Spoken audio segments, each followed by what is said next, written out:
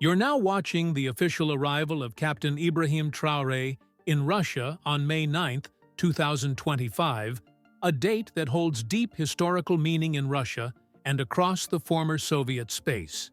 This day, known as Victory Day, commemorates the Soviet Union's triumph over Nazi Germany in World War II. Celebrated every year on May 9th, it honors the memory of the more than 20 million Soviet citizens, both soldiers and civilians, who lost their lives during the conflict.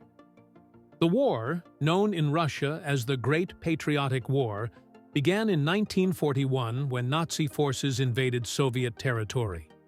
Through fierce and costly battles, including the turning points at Stalingrad and Kursk, the Red Army eventually advanced to Berlin, leading to Germany's surrender in May 1945. Victory Day is not just about remembering the past, it's also a statement of resilience, national pride, and independence. For Russia, it's a powerful reminder of the sacrifices made to defend sovereignty and defeat foreign aggression. Captain Traoré's visit on this symbolic occasion carries more than ceremonial weight. It reflects a deepening relationship between Burkina Faso and Russia, built on shared interests and a common stance against foreign domination.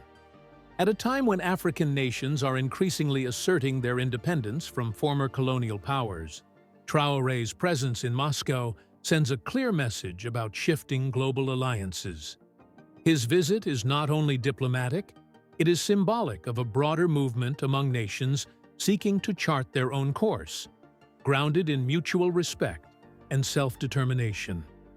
As the world watches, this moment becomes more than a commemoration of the past. It becomes a signal of the future, one where African voices are rising, alliances are evolving, and leaders like Captain Traoré are stepping onto the world stage with purpose and vision. Victory Day was first celebrated in 1945 with spontaneous joy across the Soviet Union.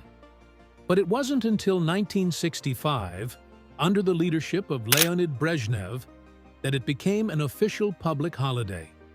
From then on, the day featured grand military parades in Moscow's Red Square, with soldiers, tanks, and air shows reflecting the nation's strength and deep pride.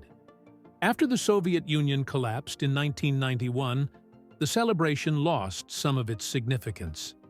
However, Russian President Vladimir Putin later revived it, turning Victory Day into a major national event once again. It became a central part of Russian identity, highlighting the country's military power and patriotism.